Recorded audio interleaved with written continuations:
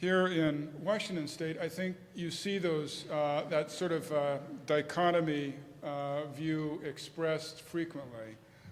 There are people who would not be caught dead living in Seattle and people who would live nowhere else, which is a good thing. But certainly in Seattle, as cities go, it is remarkably fortunate. First of all, the stunning geography, I think, is probably one of the things the city is most famous for. It's simply a beautiful setting. It has a relatively manageable size compared to, say, Cairo with 13 million people or Mexico City with 20 million. It's a little bit easier to get things done here. Highly educated. We have the third highest concentration of, quote, creative class, unquote, people in the nation. According to one expert who's tried to study this, essentially he tried to figure out which people think for a living and which cities had the most thinkers in them. Seattle came in third after Washington, D.C., which makes the whole study questionable, and Raleigh-Durham. But even so, it's sort of a flattering thing to think that we're ahead of San Francisco and Boston and New York and so on. We're ethnically diverse, of course. I think that's one of the real strengths of Seattle. Not only do we have this incredible mix of people from different places, but they actually get along pretty well. Globally connected, I think it's always an advantage to be a port city, to be on the sea. Great public facilities, and we really have seen sort of a renaissance of that that has gone on and is going on. This building, of course, is an example, but the Seattle schools are sort of steadily being fixed up, the downtown library, the city hall, the stadiums, and on and on and on. We really have first-class facilities here. We have a mild climate, a very pleasant place to live, and a very strong arts community. And I'm sure each of you could add to this list as well about Seattle's strengths. But the thing that draws people here, and I like this picture because it reminds me of that classic drive down from the summit of Snoqualmie Pass. You come down through the forest into the suburbs, hit Lake Washington, and you think, oh my God, this is why I live here and I would live nowhere else. Unfortunately, other people think that too. We've had about 25,000 new households, I'm told, in the city of Seattle in the last 10 years. That's a lot of growth, and it's particularly, I think, sort of a wrenching growth for Seattle because the city escaped growth for so long. Between 68 and 1990, a period in which Washington, and especially Western Washington, gained about 1.5 million people, Seattle actually lost population. It went down about 20,000. And so the kind of thing that was really wrenching Olympia and Monroe and Bellingham and Bremerton and so on, Seattle sort of had its own little universe that was outside these changes. But finally, traffic got so bad or Seattle got so good that things reversed themselves. And over the more recent past, Seattle's gained about 25,000 in 10 years, maybe 54,000 people in about 15 years, and there's another 50,000 projected households in the next 20 years that are going to profoundly change the face of this city. This growth is also going on in the state as a whole until the recession kind of brought things to an abrupt halt.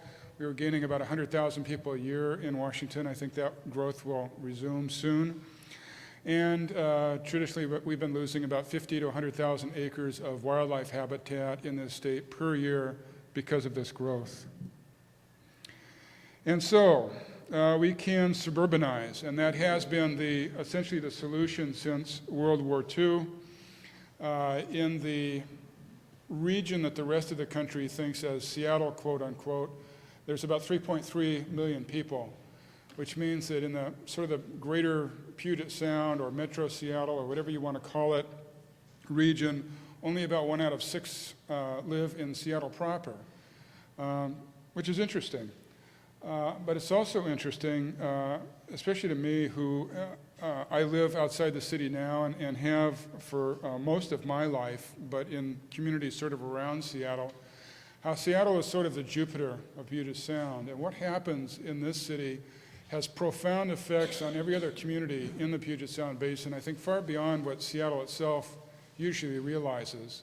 And sort of the the smarter and more inspiring or the dumber and more stultifying that this city is makes a big difference to the quality of life elsewhere, how people interact with Seattle as a political entity, and whether they're inclined to move into or out of the city. So, the other alternative besides suburbanization is urbanization. These two photographs I took this spring in northern Italy. I threw them in here as sort of an example of how the other half can live. The one on the left is a Tyrolean town called Bolzano, the one on the right, a tourist town called Bellagio. These are a little bit unfair photographs because I'm taking them in the nicer, more interesting parts of town. But I put them in there just for you to study for a second. You'll notice the relative architectural scale of both places, about 5 stories in Bolzano, about 3 to 4 stories in Bellagio. The Europeans tend to keep their buildings lower than we do.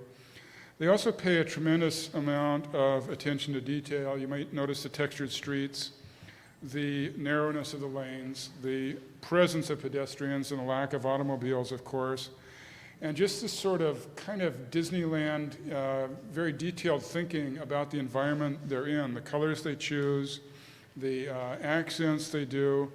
You'll notice on the pink building what I assume is a drain spout coming down, and what interested me about that was that they went to great care not to just have the thing drop into a gutter or something, but instead it dips into the building, disappears very artfully and nicely out of the way. The lanterns on the buildings all match each other as you're marching down the street and so on. In other words, Europe is nice not just because it has a lot of history, but because it has a lot of thinking behind it. That there is very careful stuff. I was also in Tuscany. We were at an old vineyard that had been there for hundreds of years, and the view was breathtaking. And I asked the woman who ran the place why it looked so good, because in this country, all of those hills would have been covered by subdivisions.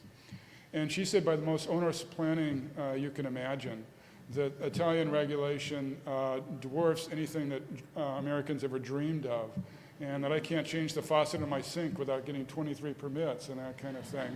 And so she went on and on complaining about it, but also I think illustrating this kind of interesting trade-off we have as our country gets more crowded and gets older between doing our own thing, the traditional American way, and trying to do things in a group sense to satisfy each other.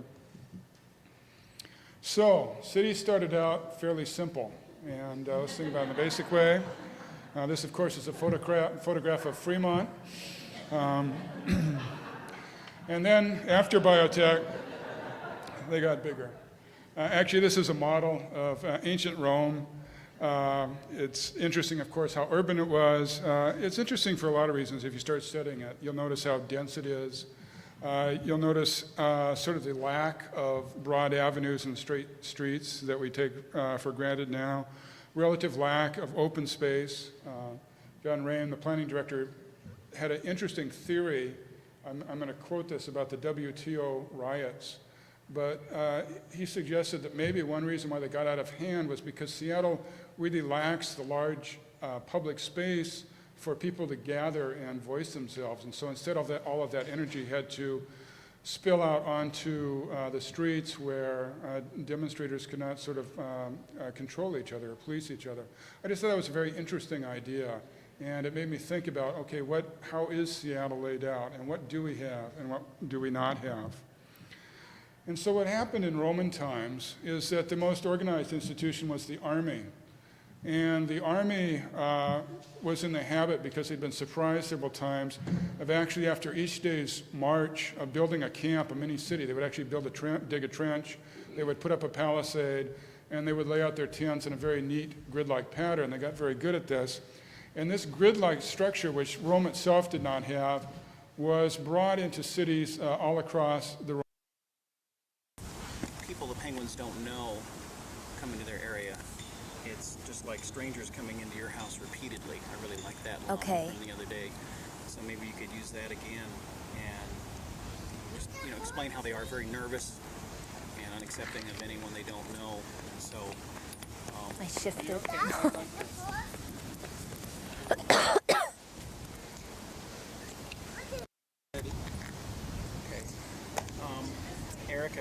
understand that it's real important when working with these animals that they know very well the people who are around them. Can you talk a little bit about that, please?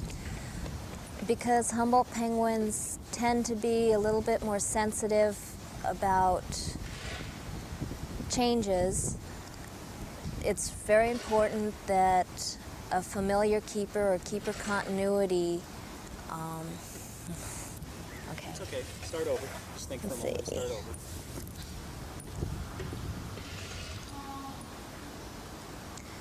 Keeper continuity is critical in let's see. Let me put the question this way. How come I can't just walk in to the Humboldt penguin area and take care of them?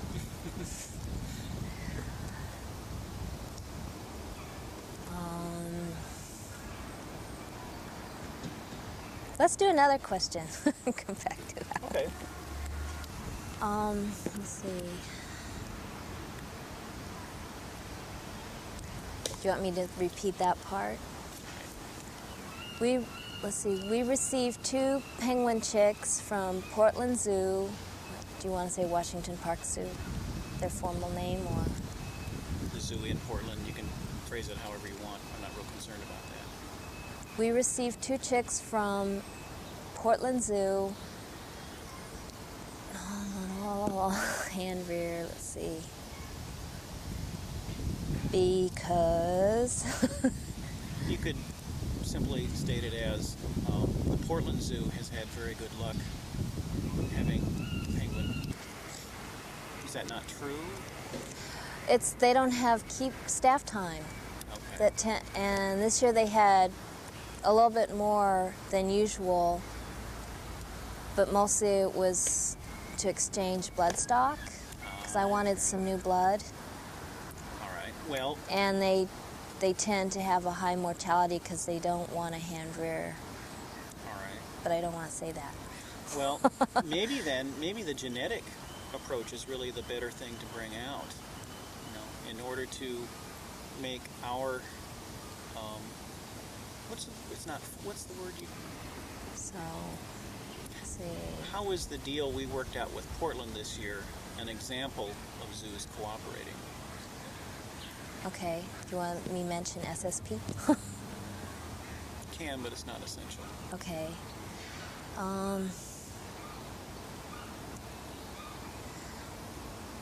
Let's see, this spring we were able to receive day-old chicks from Portland Zoo in a friendly cooperation to improve genetic bloodlines and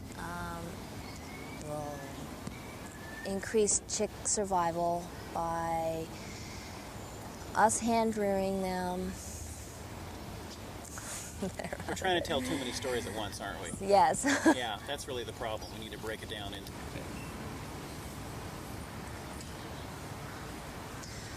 One example of zoos cooperating is the exchange of chicks or adult animals, and this year we received 2 chicks from Portland Zoo this spring that we hand reared and are currently in the colony. Excellent. Perfect. Okay. Wonderful. Old picture of the Humboldts in U.S. zoos, kind of, and the problem has been getting the other pairs to produce eggs and rear chicks has been the problem. Want to say that again on tape? That was, No. That was excellent. That was a good description. Okay, let's see. In captivity and also here at Woodland Park Zoo, it's been very difficult to get, where am I supposed to be looking? Me. Here. In captivity and here at Woodland Park Zoo, it's been very difficult getting more than 1 or 2 pairs to routinely breed, and trying to encourage some of the other individuals that have never represented themselves genetically to produce eggs and offspring. Okay. We are basically all of our penguins descended from 4 founders here. 1.5 pairs. Okay. All of our birds are descended from Our, three. we had two pairs of founders that have reproduced, and since one of them lost his mate, we've not been able to get his new mate to lay any eggs. So the various penguins that have been born here. Are all genetically, or from four breeding birds. Okay. All right. Okay.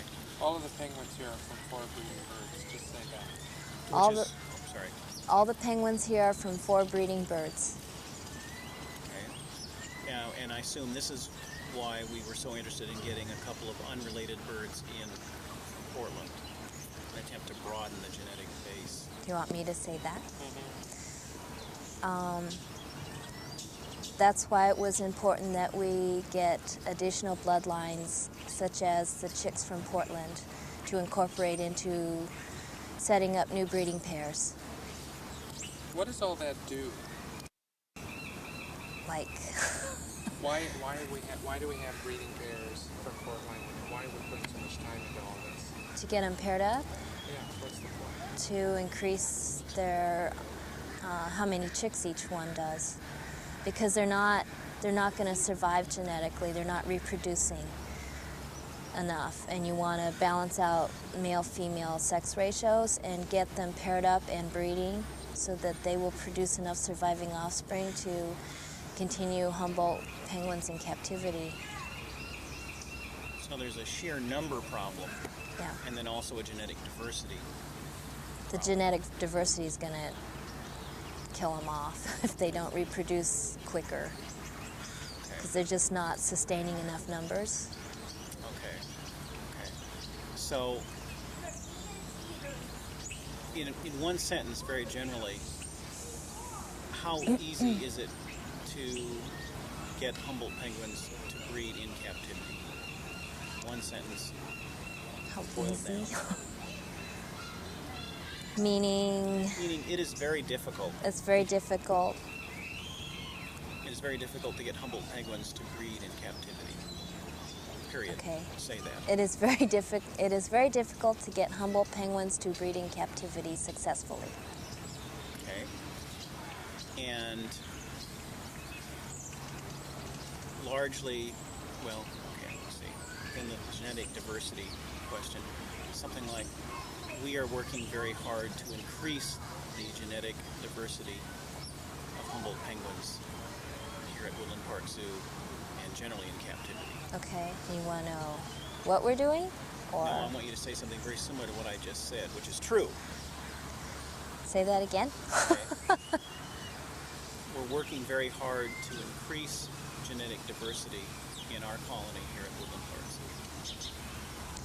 We're working very hard to successfully increase. We're working very hard to increase genetic diversity in our colony here at Woodland Park Zoo. We're working very hard to increase genetic diversity in our Humboldt penguins.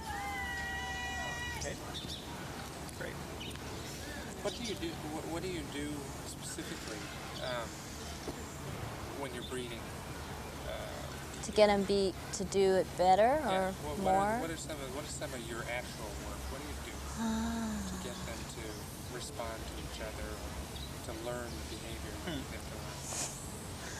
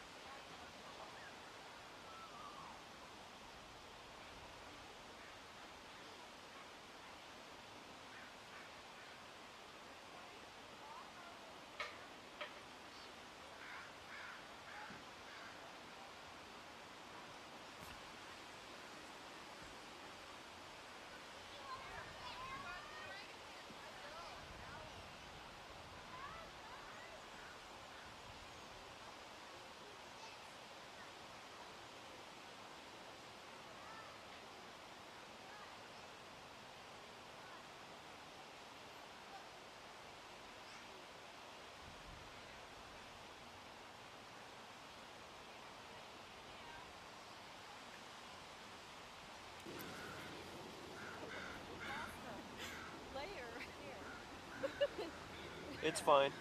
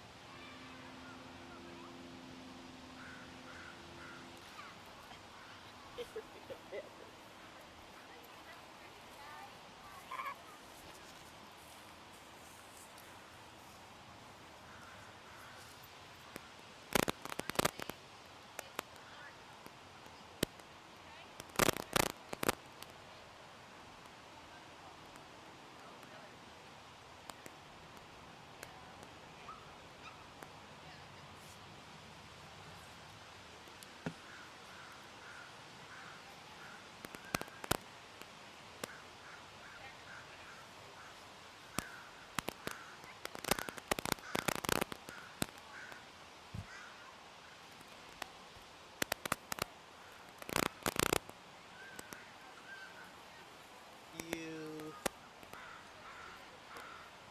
You.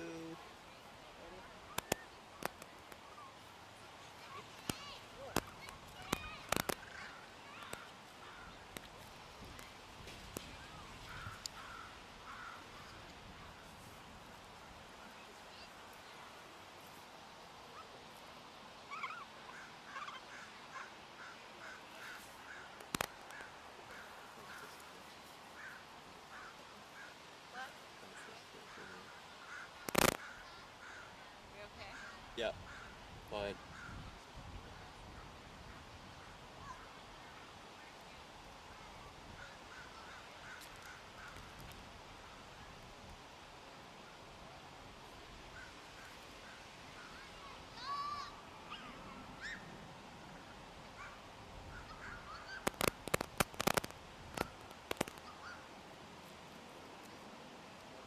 You want to walk away? Go ahead and walk out of frame. Off? Yeah.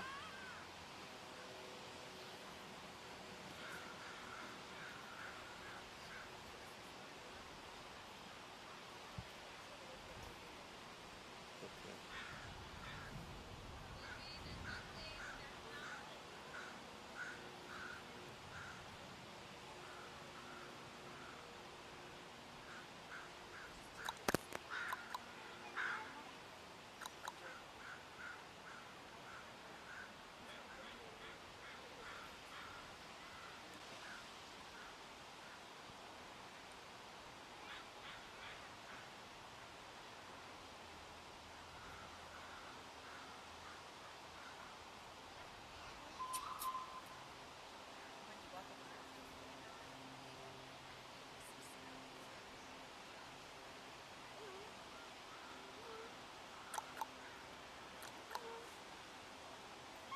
Hi. That's pretty. You can turn around.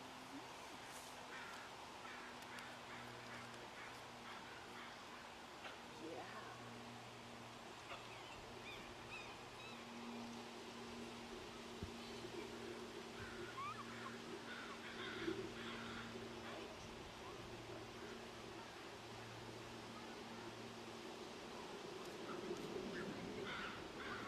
Hey.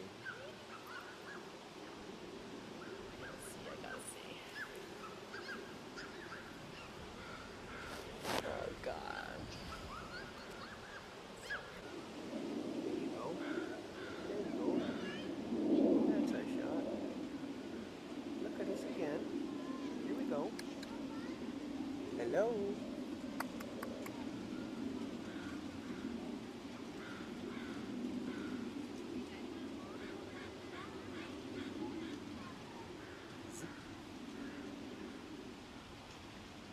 Don't you wish you had a head that could do that? Yeah.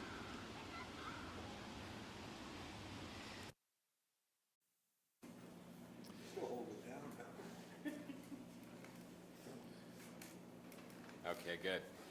Now what we'll do, since we've been through kind of the high-level overview and the lessons learned, is we'll go back to each of the functions and we'll actually explore each one of the functions. We actually have a little bit of a unique way of presenting these, the assessment framework, but what I'll do is it's called a spider chart. And what it does is actually takes the performance for each of the functions and puts it on a single page where on each axis we show where the leading performer was, where the average for the group was, and where your performance for that station was. And since there's 7 functions, there's actually 7 axes, so when you end up putting it out, I'll go ahead and start with Skagit. You actually end up with what we call a spider chart. And literally what that does, for instance, is on the operations scale, this hollow box shows where the leader was. This dark X shows where Skagit's performance was, and then the filled-in box is the average.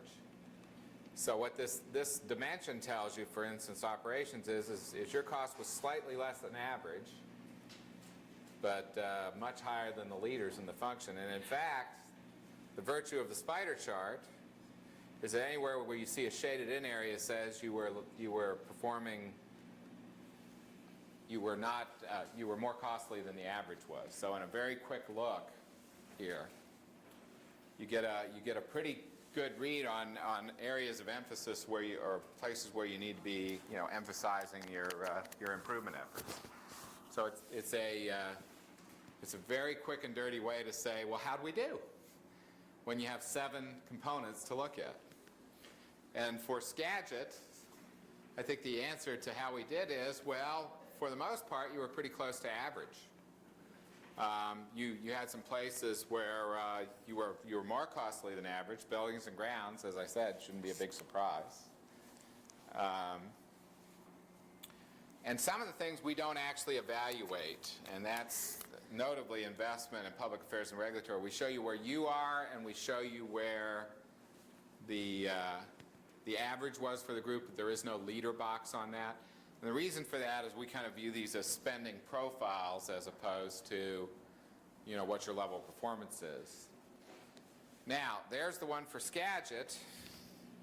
And again, the areas where your spending is above average buildings and grounds and support. But also, I think it's important to notice that if we drew the same line for the leaders, you'd see that, you know, there's a cost gap between you and the leaders in pretty much every function.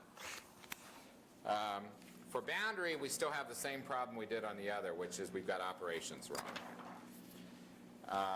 And again, I think we have a misplaced couple $1 million there that really, more than likely, would drive your number down in this range down here from near as we can tell, and then transfer a fair amount of that cost onto the public affairs and regulatory, which you don't even show up on the axis. There's the X for public affairs and regulatory. So it looks like we have a misallocation there. The remainder for plant maintenance, waterways and dams, buildings and grounds investment support are pretty much right. And again, the place that jumps out, and again, it may be a mischarged number, is buildings and grounds, where you were more than average. And again, that was a non-labor amount. Now that's the quick and dirty way of saying here's the summary. What I really want to do for the remainder of the time here is go through function by function and talk about this. You know, what were the characteristics, where were you, what were the characteristics of the leaders? And in fact, on the slide, based on the numbers we had in here, the operations cost per megawatt hour boundary was twice the average, 87 cents versus 48 cents. Significant because it was 37% of all the cost. That tells us it probably was wrong. And in fact, what I said right here, the single number that just looked wrong was a $2.8 million charge that you charged into station service. And it just looked wrong, and I basically said, you guys need to verify that that's in fact right. Okay, so I guess that's important to understand.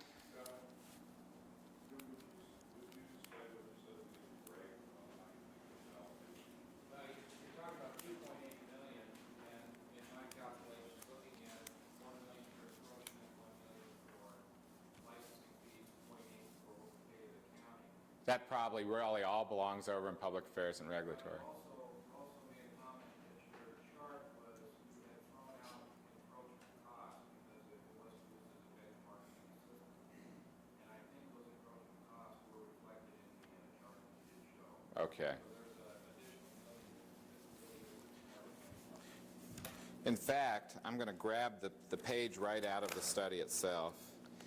And in fact, and it'll show you the order of magnitude of the mischarge.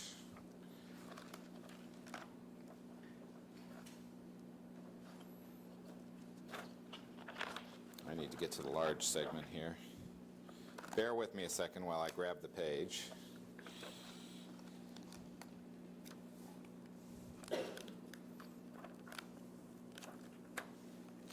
What this chart shows, and it's one of the key charts out of the report itself, it shows the costs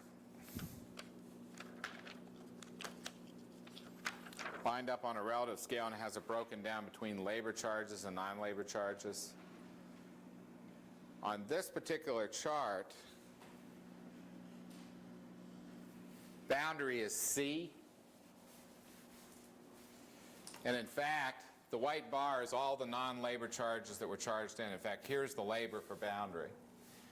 And if the majority of this is mischarges, boundary would literally jump all the way up here into the middle of the low-cost providers. In other words, if this part of the bar is the encroachment, the taxes, you said one other thing. Licenses. If that was categorized correctly into public affairs and regulatory, the remaining costs would put you somewhere, you know, right here in this group among the less than average performers. And that shows the order of magnitude. I think that, you know, without doing anything else, because it literally was that single $2.8 million number. And you know, this is, again, all the large hydro plants and their relative costs. And it shows you, with the exception of N, which I'm not sure who that is, that would put the non-labor charges in the same order of magnitude as everybody else in the segment. So that tells us it probably was just a miscount. And really where you were was probably somewhere on the order of 25 cents a megawatt hour, 30 cents a megawatt